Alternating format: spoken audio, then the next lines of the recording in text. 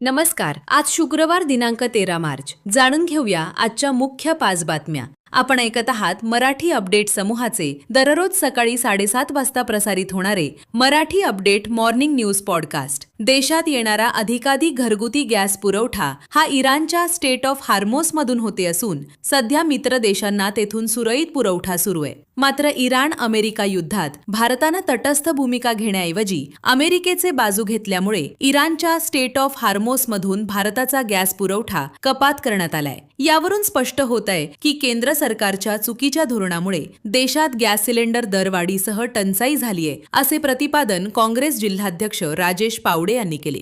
Gas दरवाढीच्या विरोधात शहर व जिल्हा काँग्रेस कमिटीच्या वतीने काल गुरुवार रोजी जिल्हाधिकारी कार्यालयापुढे जोरदार धरणे आंदोलन करण्यात आले. यावेळी ते बोलत होते. नांदेडमध्ये 4,250 कोटी रुपयांच्या गुंतवणुकीचा सामंजस्य करार होत असल्याची घोषणा मुख्यमंत्री देवेंद्र फडणवीस यांनी केली होती. या प्रकल्पाबाबत अधिक माहिती देताना खासदार अशोकराव चव्हाण म्हणाले की या कराराअंतर्गत नांदेडमध्ये हेलिकॉप्टर निर्मिती, जुळवणी आणि सुट्या भागांच्या उत्पादनाचा प्रकल्प उभारला जाणार आहे. तसेच हेलिकॉप्टरसाठी आवश्यक अभियांत्रिकी सेवा आणि देखभाल व दुरुस्ती सेवा देखील या ठिकाणी उपलब्ध असतील. या प्रकल्पामुळे 1,800 ते 2,000 थेट नोकऱ्या निर्माण होतीलच, शिवाय मोठ्या प्रमाणावर अप्रत्यक्ष रोजगाराच्या संधी उपलब्ध होऊन जिल्ह्याच्या आर्थिक विकासात अधिक भर पडेल. राष्ट्रीय महामार्गावर नांदेड शहर ते अर्धापूर दरम्यान अपघातांचे वाढते प्रमाण लक्षात घेता या भागात इंटेलिजंट ट्रॅफिक मॅनेजमेंट सिस्टीम आणि सीसीटीव्ही पाळत ठेवणारी यंत्रणा कार्यान्वित करावी, अशी मागणी खासदार अशोकराव चव्हाण यांनी केंद्रीय रस्ते वाहतूक व महामार्ग मंत्री नितीन गडकरी यांची भेट घेऊन केली आहे. श्री संत कवी दासगणू महाराज साई भक्त मंडळ उमरी गोरठे